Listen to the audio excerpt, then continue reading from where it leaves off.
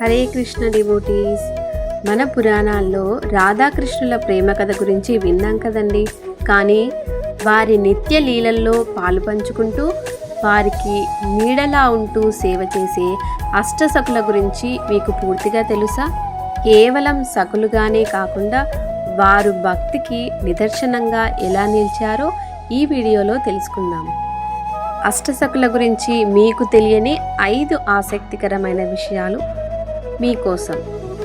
Welcome to devotee diaries Telugu. 1. రాధారాణికి ప్రతిబింబాలు. అష్టసకులు కేవలం రాధమ్మ స్నేహితురాలు మాత్రమే కాదు, వారు రాధారాణి యొక్క 8 విభిన్న స్వభావాలు ప్రతిబింబాలు. రాధాకృష్ణుల సేవలో ఏ చిన్న లోటు రాకుండా చూసుకోవడమే వీరి యొక్క ప్రధాన ఉద్దేశమండి. ముఖ్యంగా విశాఖ సఖి రూపం మరియు గుణగణాలు చూస్తే సాక్షాత్తు రాధాదేవిని చూసినట్లే ఉంటుందండి.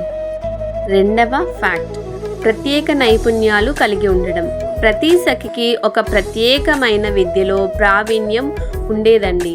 చిత్రా సఖి కృష్ణుడి మనసులోని భావాలను అర్థం చేసుకుని చిత్రాలు గీయగలిగేదండి. అలాగే ఇందులేఖ గ్రహగతులు, రత్నశాస్త్రం మరియు హస్త సాముద్రికంలో ఆవిడ దిట్ట అండి. అలాగే తుంగ విద్య, వేద పండితురాలు మరియు సంగీత సామ్రాజ్ఞి కూడా. చంపకలత, ఈమె వంటలు చేయడం మరియు తోట పనిలో ఆరితేరినదండి. అలాగే రంగాదేవి, ఈమె సుగంధ ద్రవ్యాల తయారీలో మరియు సంగీతంలో ప్రావీణ్యం కలిగినదండి. అంటే వీరు కేవలం గోపికలు మాత్రమే కాదండి, సకల కళ వల్లభులు కూడా. 3వ ఫ్యాక్ట్ వచ్చేసి సఖీభావం, అంటే నిస్వార్థ భక్తి. అష్టసఖులు భక్తిని సఖీభావం అంటారండి. వీరికి శ్రీకృష్ణుడితో విడిగా ఉండాలనే కోరిక ఉండదు.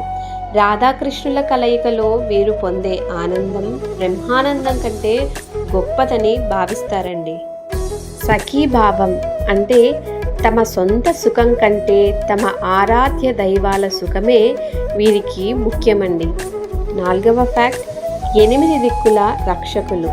గోలోకంలో లేదా బృందావనంలో నికుంజవనంలో రాధాకృష్ణులు మధ్యలో ఉంటే ఈ 8 మంది సఖులు 8 దిక్కులలో ఉండి రక్షణగా మరియు సేవకులుగా ఉంటారు. ఒక్కొక్కరికి ఒక్కో దిశ కేటాయించబడి ఉంటుందండి. 5.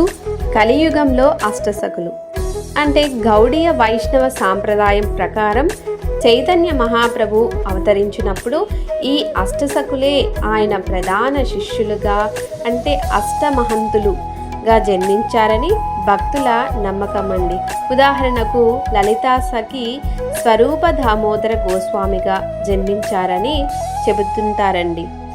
అష్టసకుల జీవిత పరమార్థం ఒక్కటే, రాధాకృష్ణుల సేవ. వారి సేవలో స్వార్థం లేదు, కేవలం సమర్పణ మాత్రమే. అందుకే అష్టసకుల యొక్క అనుగ్రహం ఉంటేనే భక్తి మార్గంలో రాధాకృష్ణ యొక్క కృపను పొందగలుగుతాం అని అంటారండి. ఈ వీడియో మీకు నచ్చితే లైక్ చేయండి, షేర్ చేయండి, మీ అభిప్రాయాలను కామెంట్ చేయండి. హరే కృష్ణ.